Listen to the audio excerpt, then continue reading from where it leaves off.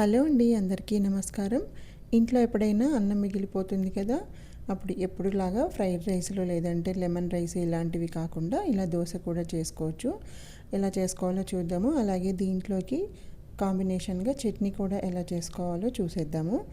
వీడియోలోకి వెళ్ళే ముందైతే కొత్తగా మన ఛానల్ని చూస్తున్న వాళ్ళైతే మీకు కనుక వీడియో నచ్చినట్లయితే ప్లీజ్ సబ్స్క్రైబ్ చేసుకోండి. అలాగే లైక్ చేయండి, షేర్ చేయండి, కమెంట్ చేయండి. ముందుగా అయితే చట్నీకి ఎలా ప్రిపేర్ చేసుకోవాలో చూద్దాము. ఇక్కడైతే నేను ఇక్కడ చూపిస్తున్నాను కదా, ఒక బౌల్ నిండా పల్లీలు అయితే తీసుకున్నాను. దీనికి తగ్గట్టుగా 4 పచ్చిమిరపకాయలు వేసుకున్నాను. మీరు తినే కారాన్ని బట్టి మీరు పచ్చిమిరపకాయలు అడ్జస్ట్ చేసుకోవచ్చు. ఇంకా 1-2 ఎక్కువ తక్కువ కూడా వేసుకోవచ్చు. దీంట్లోకి ఒక అర టీ స్పూన్ నూనె కూడా వేసుకొని 2-3 నిమిషాల పాటు ఈ పల్లీలు పచ్చిమిరపకాయలను వేయించుకోవాలి. ఇప్పుడు దీంట్లోకి ఒక 4-5 వెల్లుల్లిపాయలు, 2 టేబుల్ స్పూన్లు పుట్నాల పప్పు, అలాగే నేను ఇక్కడ పచ్చి కొబ్బరి తురుము తీసుకుంటున్నాను. మీ దగ్గర కనుక కొబ్బరి ముక్కలు ఉంటే ముక్కలైనా వేసుకోవచ్చు. ఒక బౌల్ నిండా తీసుకున్నాను పచ్చి కొబ్బరి తురుము. ఇవి కూడా ఒక 2 నిమిషాలు అలాగా వేయించుకోవాలి. ఇప్పుడు దీంట్లోకి 1 టీ స్పూన్ జీలకర్ర, కొద్దిగా చింతపండు వేసి ఇంకా 1 నిమిషం పాటు వేయించుకుంటే సరిపోతుంది. ఇక్కడ చూడండి, పల్లీలు కూడా చక్కగా వేగిపోయాయి. ఇప్పుడు స్టవ్ ఆఫ్ చేసేసి ఇవి పక్కన పెట్టేసి చల్లారనివ్వాలి. ఇవి చల్లారేలోగా మనం దోశ బ్యాటర్ ప్రిపేర్ చేసుకుందాము. దీంట్లోకి అయితే నేను 1 కప్పు అన్నం, మిగిలిపోయిన అన్నం ఉంటుంది కదా, అది తీసుకున్నాను. దాంట్లోకి 1 కప్పు ఉప్మా రవ్వ ప్లేస్లో మీరు జొన్న ఉప్మా రవ్వ కానీ లేదంటే రాగి ఉప్మా రవ్వ కూడా తీసుకోవచ్చు. ఇక్కడైతే నేను నార్మల్గా ఉప్మా చేసుకుంటాం కదా, సూజీ రవ్వ, అది తీసుకున్నాను. అలాగే దీంట్లోకి 1/2 కప్పు పెరుగు, ఒక చిన్న బీట్రూట్ని తొక్క తీసేసి చిన్న ముక్కలుగా కట్ చేసి వేసుకున్నాను. బీట్రూట్ ప్లేస్లో క్యారెట్ కానీ పాలకూర కానీ ఇలా ఏవైనా వేసుకోవచ్చు. తర్వాత 1 ఇంచు అల్లం ముక్క, 2 పచ్చిమిరపకాయలు, 1 టీ స్పూన్ ఉప్పు వేసుకొని తగినన్ని నీళ్లు కూడా పోసి దోశ బ్యాటర్ లాగా మనము మిక్సీ పట్టుకోవాలి. ఇప్పుడు ఈ బ్యాటర్ని అంతా ఒక బౌల్లోకి తీసుకొని ఇంకా కొన్ని నీళ్లు కూడా అవసరం అవుతాయి. నీళ్లు పోసి బాగా కలిపేసి పక్కన పెట్టుకోవాలి. ఒక 10 నిమిషాల పాటు పక్కన పెట్టుకున్నామంటే ఈ రవ్వ ఇంకా కొంచెం వాటర్ అనేది పీల్చుకుంటుంది. మీరు దోశ వేసుకునేటప్పుడు చూసుకొని దోశ పిండి ఎలా అయితే ఉంటుందో అలాగే నీళ్లు అడ్జస్ట్ చేసి కలుపుకోవాలి. ఇప్పుడైతే ఇదంతా బాగా కలిపేసి పక్కన పెట్టేసుకొని మనం చట్నీకి ప్రిపేర్ చేసుకున్నాం కదా, ఇప్పుడు అది మిక్సీ పట్టేసుకుందాము.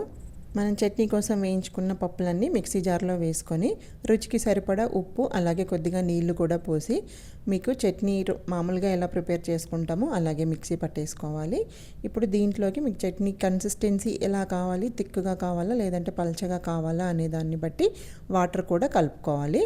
అలాగే దీంట్లోకి కావాలంటే కొద్దిగా తాలింపు కూడా వేసుకోవచ్చు, లేదంటే డైరెక్ట్గా ఇలాగైనా సరే సర్వ్ చేసుకోవచ్చు.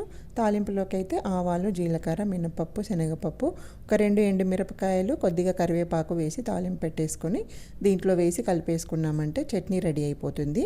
ఇప్పుడు ఇది పక్కన పెట్టేసి మనం దోశ ప్రిపేర్ చేసుకుందాము. దీనికోసం అయితే దోశ పెనం పొయ్యి మీద పెట్టేసి వేడెక్కాక కొద్దిగా నీళ్లు చల్లుకొని మళ్ళీ ఆ నీళ్ళన్నీ తుడిచేసుకోవాలి. ప్రతిసారి దోశ వేసినప్పుడు ఇలాగే చేసుకోవాలి.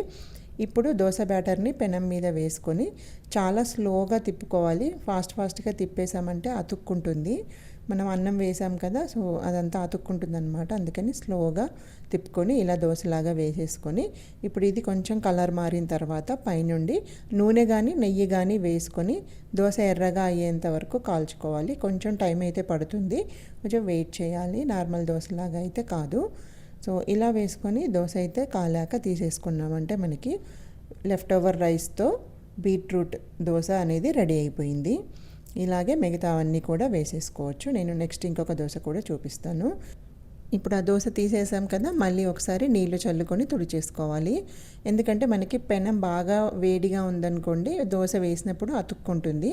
అందుకని చెప్పేసి నీళ్లు చల్లుకొని తుడిచేసి తర్వాత ఈ దోశ వేసుకోవాలి. నీళ్లు చల్లినప్పుడు మనకి పెనం అనేది కొంచెం చల్లబడుతుంది అన్నమాట. అప్పుడు దోశ అనేది అతుక్కోకుండా ఉంటుంది. ఇప్పుడు కూడా దోశ వేసుకున్నాం కదా, మళ్ళీ దీనిపైన నూనె కానీ నెయ్యి కానీ వేసుకొని కావాలంటే మీరు ఇంకొక సైడ్ కూడా కాల్చుకోవచ్చు. కాల్చుకోకపోయినా అవసరం లేదండి, ఒక సైడ్ మనకి ఎర్రగా కాలిందంటే సరిపోతుంది. సో ఇలాగే మిగతా దోశలన్నీ కూడా వేసేసుకోవచ్చు.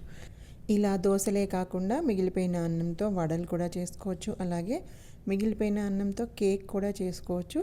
నేను ఇంకా ఫ్యూచర్లో మళ్ళీ ఒకసారి అవి కూడా చేసి చూపిస్తాను. సో అంతవరకు అయితే నా ఛానల్ని సపోర్ట్ చేస్తూ ఉండండి. మీకు కనుక ఈ వీడియో నచ్చినట్లయితే లైక్ చేయండి, షేర్ చేయండి, కమెంట్ చేయండి. Thank you.